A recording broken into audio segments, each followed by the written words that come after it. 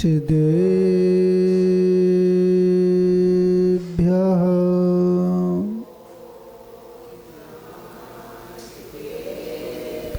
ऋणत्रयं च वन्दे चौवीशं जन सदा वन्दे पंचगुरुणा वन्दे चरणं चरणं सदा वन्दे नमो हरिहन्ताडं नमो सिद्धाडं नमो आयर्याडं नमो वज्रायाडं नमो लोहे सब्बे साहुडं।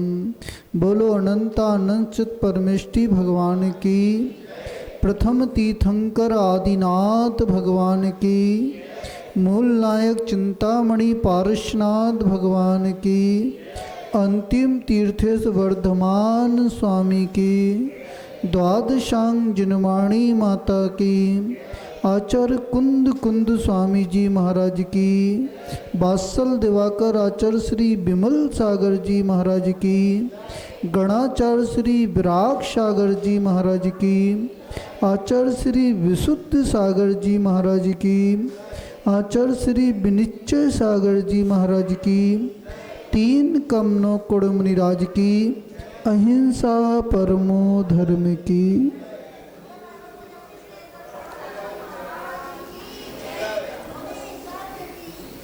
भव्य आत्मन, इस संसार में जिनके आत्मा में केवल ज्ञान रूपी दीपक प्रज्वलित हो गया है, जिनकी आत्मा निरंतर अनंत ज्ञान से आच्छादित हो रही है, वे जीव अनंत सुख का अनुभव कर रहे हैं।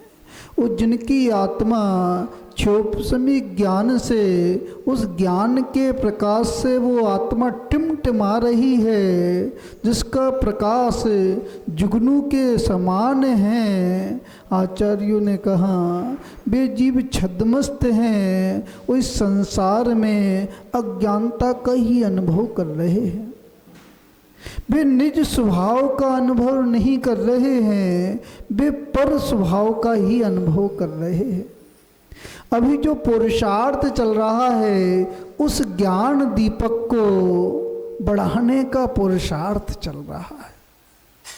जो ज्ञान अनादि काल से क्षोभसमी ज्ञान बना हुआ है, जिसकी ज्योत टिमटिमा रही है, उस ज्योत को बढ़ाने का पुरुषार्थ चल रहा है। पर पुरुषार्थ कर पा रहे हो कि नहीं कर पा रहे हो?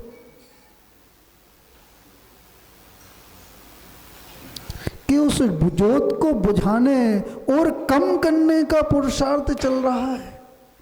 आचार्य जी ने कहा ज्ञान का अभाव नहीं हो सकता, चाहे निगोदिया जीव क्यों ना हो, उसको भी पर्याय ज्ञान तो रहेगा ही रहेगा। जो एक सांस में 8-10 बार जन्म मरण कर रहा है, उसको पर्याय ज्ञान तो रहेगा ही रहेगा।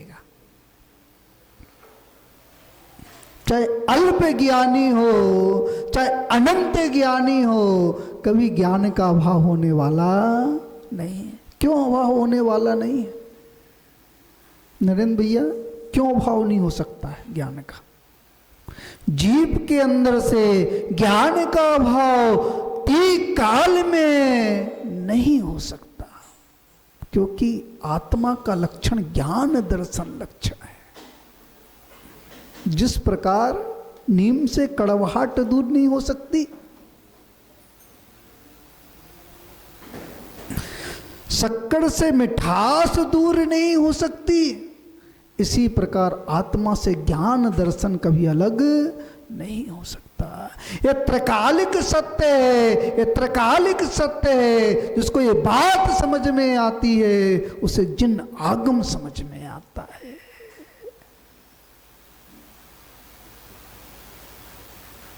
हम किसकी ओर बढ़ रहे हैं? अज्ञान की ओर बढ़ रहे हैं कि ज्ञान की ओर बढ़ रहे हैं?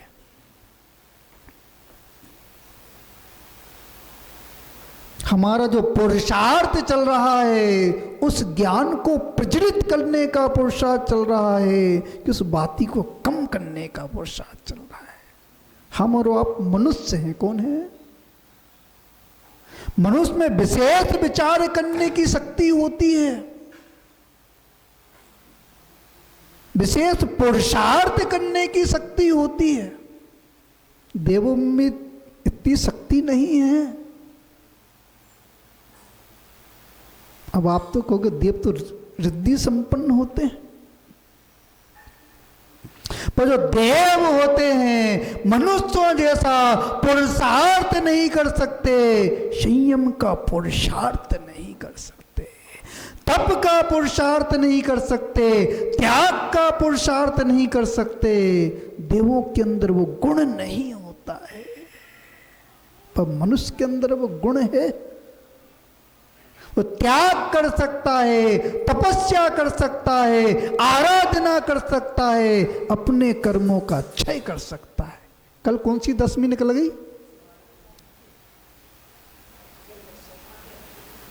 मैं व्रतों का चार्ट देख रहा था, उसमें कहीं सुहाग दशमी का नाम ही नहीं है। अच्छा, अक्षय दशमी।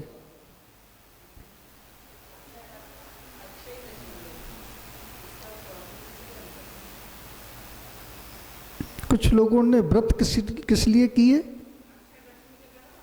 हैं? कि सौभाग्य दशमी का किया। कुछ लोगों ने सौभाग्य दशमी का भी कर लिया। पति का सौभाग्य बढ़ जाए, किसका बढ़ जाए? जैन परंपरा में कोई भी व्रत ऐसे नहीं है जो दूसरे के लिए किए जाए। और जिनने दूसरों के लिए किए उनने व्रत नहीं किए, उन्हें निदान किया है। क्या किया है? और निदान मोक्ष का कारण नहीं है, संसार की आकांक्षा की है, पर निदान मोक्ष का कारण नहीं है। निदान तो संसार का ही कारण है। और जहां पे निदान छूटता है, मिथ्यात्व छूटता है, वहां पर ही धर्म होता है। ठीक है, सत्ता में पाप का उदय चल रहा है। यदि कोई मुनिराज उपाय बता रहे हैं तो उस पाप को क्षय करने का उपाय बता रहे हैं।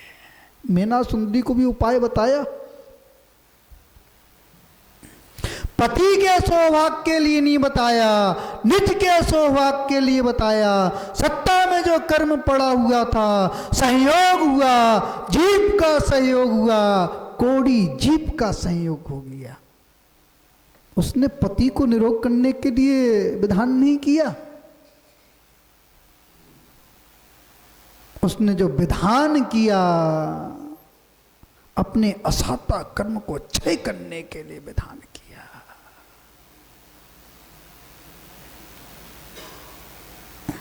आप भी शांति धारा करते हो? किस कामना से शांति धारा करते हो?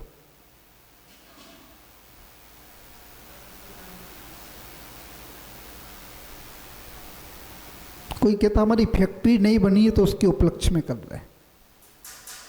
मकान का उद्घाटन हो रहा है तो उस उपलक्ष्य में कर रहे हैं।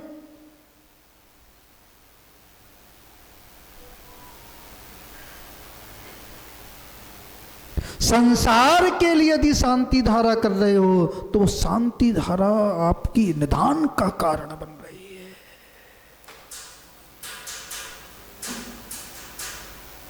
और इस भावना से कर रहे हो, असाता कर्म का उदय हो, उस साता कर्म का उदय हो, वो साता कर्म का क्षय हो जाए, जिन गुण संपत्ति की प्राप्ति हो जाए। और इस भाव से कर रहे हो तो आचार्यों ने कहा आपका धर्म करना सार्थक है। नरेंद्र जी कहते हैं महाराज संसार की बात किया करो आप तो, जिसको जो अच्छा लगता है वो उसकी बात करता है। मुझे मोक्ष अच्छा लगता है। क्या अच्छा लगता है? मुझे अध्यात्म अच्छा लगता है, व्यवहार अच्छा लगता ही नहीं। वो तो क्या है, कितना निश्चय में रह नहीं सकते, पंगु है। कैसे हैं? जो भावना प्रशस्त नहीं है, कहीं ना कहीं इस आत्मा का बल कमजोर है, इसलिए व्यवहार में रहना पड़ रहा है। यदि चतुर्थ काल में जन्म लेते ब्रज उत्सव नारद सेनन होता तो जब भैया तुम्हें प्रवचन नहीं सुना रहे होते, हम क्या कर रहे होते? एक स्थान पर खड़े होकर साधना कर रहे होते। हमारे पाप का उदय है, तुम्हारे पुण्य का उदय है। इस पंचम काल में दिगंबर साधु से उपदेश मिल रहा है? समोसरण में क्या? पंचम काल में समोसरण लगा था। हाँ, चतुर्थ काल में समोसरण, भगवान की दिव्यधनी खिड़ती थी। और अन्य मुनिराज भी उपदेश करते थे, ऐसा नहीं है कि नहीं करते थे, पर मुक्ता किनकी है? तीर्थंकरों की मुक्ता है। तो धर्म के प्रवर्तक होते हैं, धर्म के प्रवर्तक होते हैं, वो धर्म का प्रचार प्रसार करते हैं, मार्ग खोलते हैं। क्या खोलते हैं? ये मेरे प्रवचन नहीं, ये तीर्थंकरों की प्रवचन है। उनके द्वारा जो उपदेश दिया गया है, उसको ग्रहण करने के बाद उनने आज्ञा दी है कि मुनि भी उपदेश कर सकते हैं। जिनको स्वमत का ज्ञान है, परमत का ज्ञान है, द्वादशांग का ज्ञान है, नय का ज्ञान है, प्रमाण का ज्ञान है, वो मुनिराज उपदेश कर सकते हैं। बगैर नए प्रमाण का ज्ञाता उपदेश नहीं कर सकता, और न वो उपदेश सुनने का अधिकारी भी नहीं है।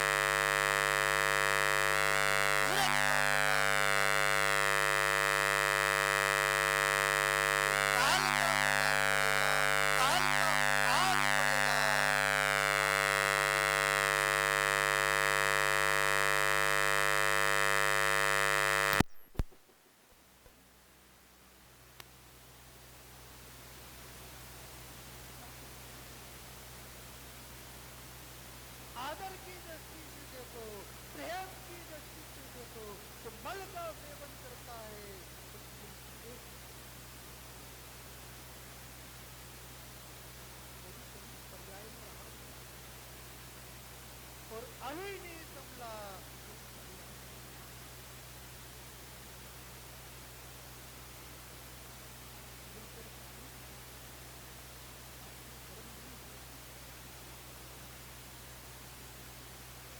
यज्ञशाला में कहीं यज्ञ चल रहा था, यज्ञशाला में एक सुहान घुस गया तो जैसे सामग्री ड्यूटी करी तो यज्ञ कर रहे थे, इतना पीटा जो मरना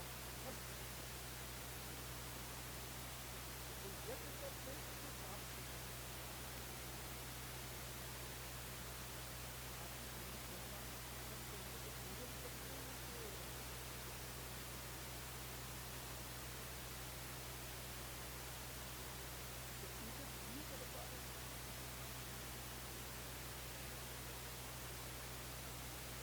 सब सामने है, सामने कोई व्यक्ति आ गया, आप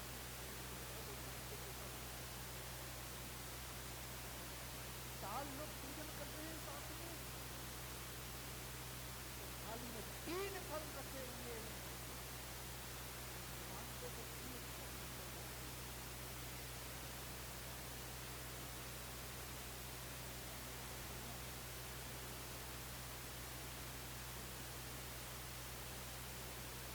द्रव्य कम है, द्रव्य कम है तो भगवान के गुणों पर दृष्टि नहीं है,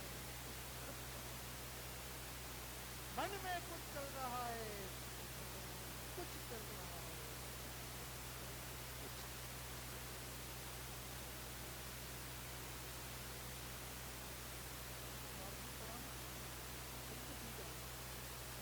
पहले उठा लिया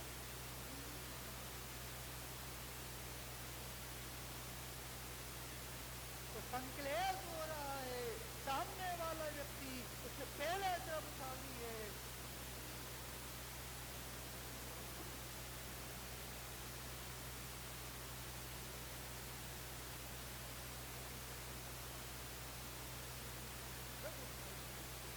भावों को बुलाकर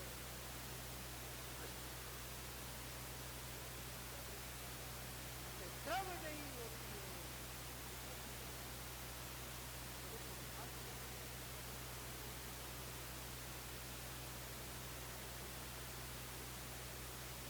और द्रव धोने के बाद सामग्री को इकट्ठा कर रहा था, सामग्री को इकट्ठा कर रहा था, कोई कारणवश पूजन भी चालू कर दी, द्रव सिद्ध हो गई है,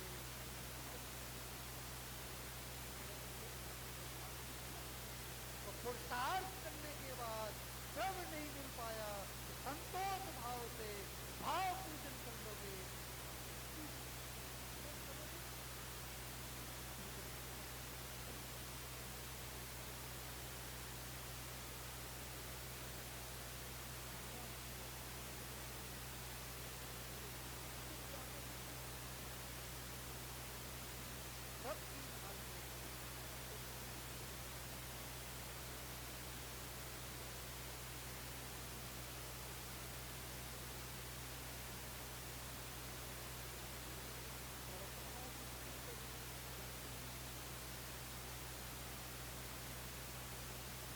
दुखी है,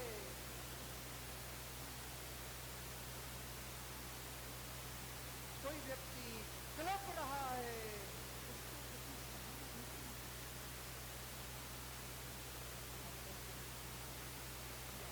हृदय में दया होगी, शांत करोगे, उनके परिणाम को शांत करोगे, अपने परिणाम को शांत करोगे,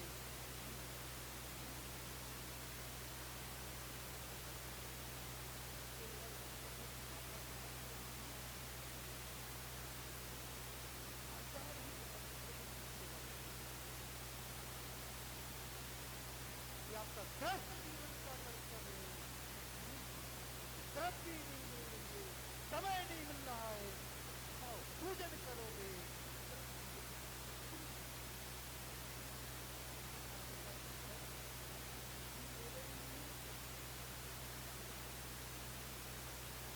संकलित भाव से पड़े हुए हैं, पूजन करते हो, अभिषेक करते हो,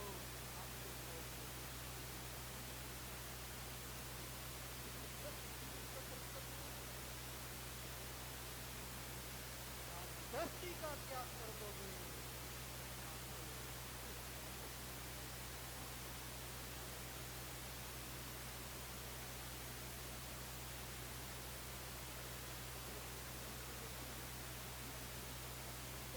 देना ही पड़ेगा। आपका आप ग्रस्त जीवन में रहते हो,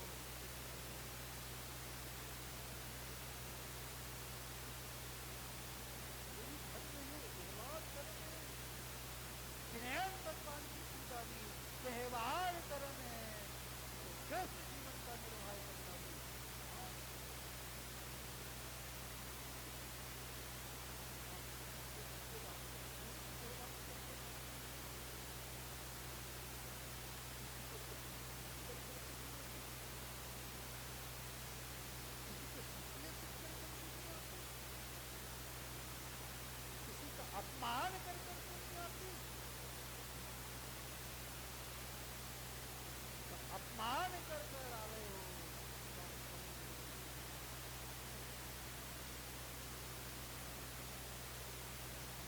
के लिए तैयारी की। इस प्रकार मोक्ष जाने के लिए तैयारी करना पड़ती है, भगवान की भक्ति के लिए नहीं। कितने को नमस्कार नहीं करते, कितने विकल्प लेकर आते हैं।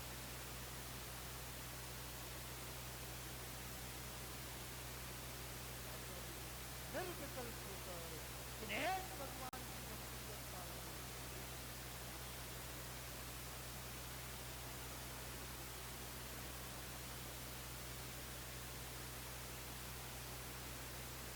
अभी पूजन हो गई, माता जी ने सबसे बड़ा धर्म क्या है? जीव पर दया करना, जीव पर दया करना सबसे बड़ा धर्म है। यदि आपने जीव का भी संरक्षण कर दिया, तो मैं पूजा आपको मिलेगी।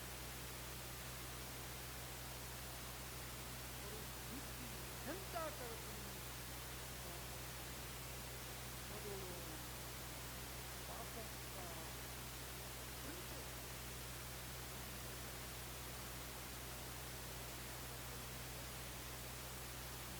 आज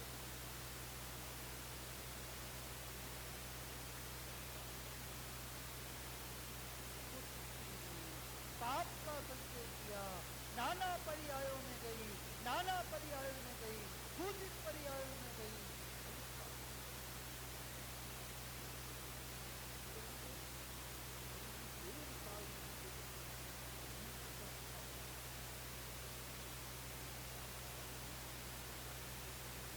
इसलिए कर्म तो उदय में आता है।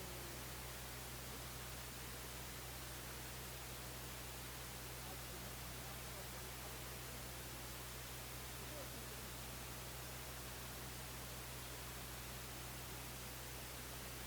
जितनी विनय से प्रस्थान करोगे, उतना अधिक फल मिलेगा।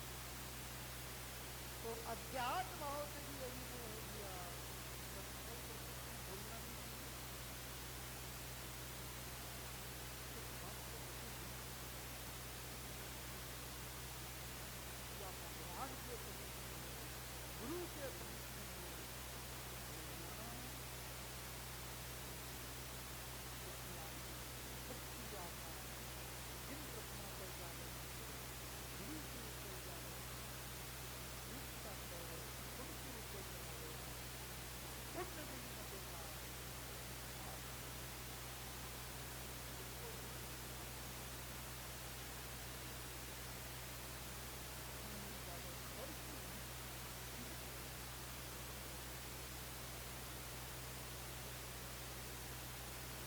जिनको लघु समझवादी की बात बता रहा हूं, उनको मैं भगवान के समीप में आओ।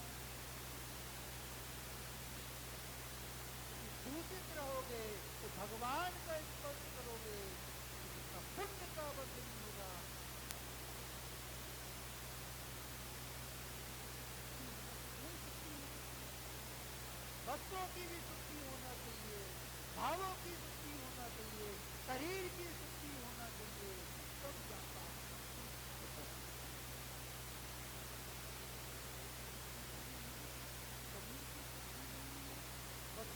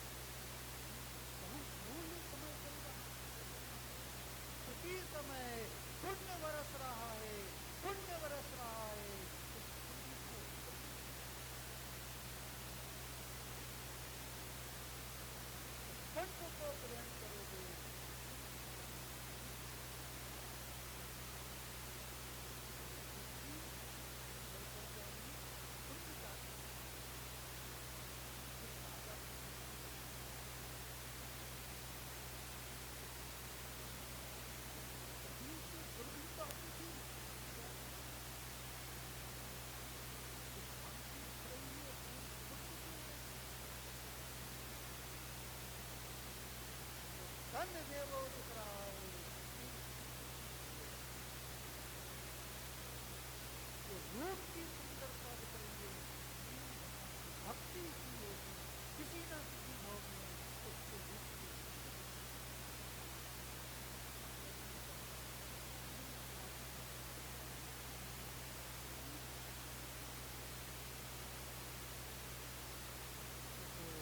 देवता गुरु के प्रति ग्लानि का भाव रखता है।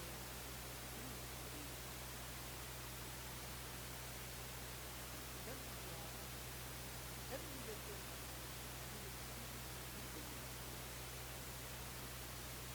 ऐसी दुर्गंध आती थी, लोग उसके सामने आते थे,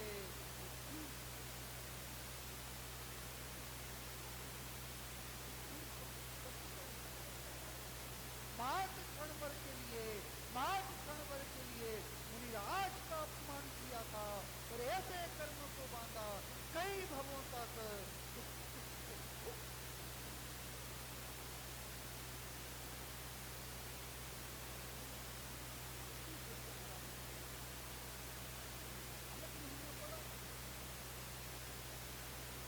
पुण्य का उदय जाते, पुण्य का उदय जाते,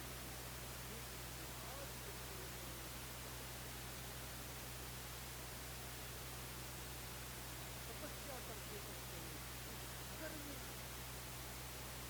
और जैसे ही नगर में आए माता पिता पहुंचे, उपाय पूछने लगे।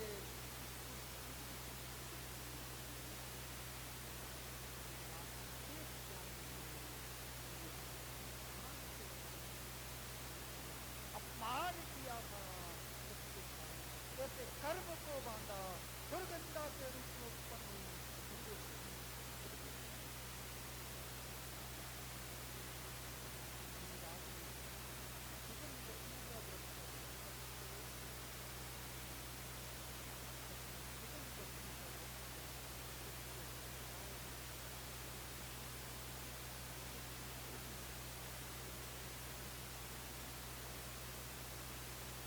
वो वहां से चल कर आई, वहां से चल कर आई, वो एक राजा सुगंध आती थी, कांति आती थी, वो आश्चर्यचकित हुए, कैसा पुण्य का परिचय दिया है।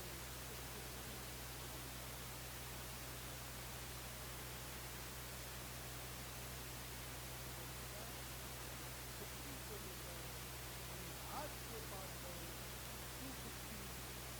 मुनिराज थे, उनके पास गए, जाने के बाद उपदेश सुना, उपदेश सुनने के बाद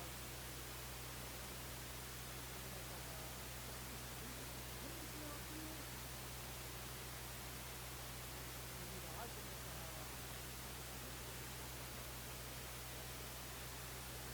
उसके कारण शरीर में कांति आती है, सुगंध आती है, तो उसी का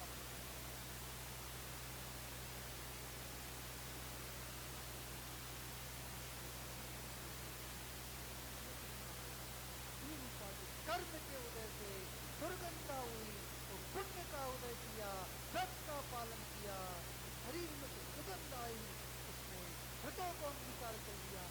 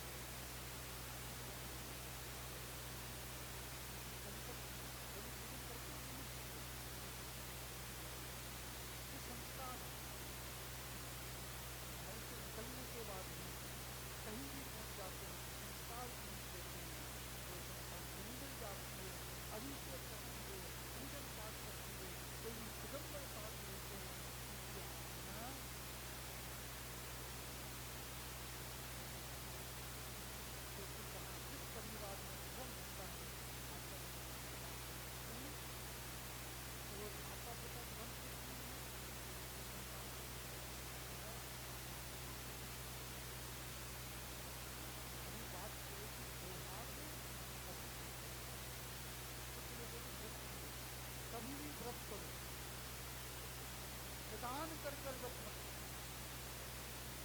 और निदान कर कर व्रत करोगे, संसार की आकांक्षा कर कर व्रत करोगे, इसका कोई फल वो संसार का ही कारण बनेगा। जो चक्रवर्ती जो नारायण होते हैं, प्रति नारायण होते हैं, तप करते हैं, आराधना करते हैं, निदान करते हैं, उन पदों को प्राप्त करते हैं,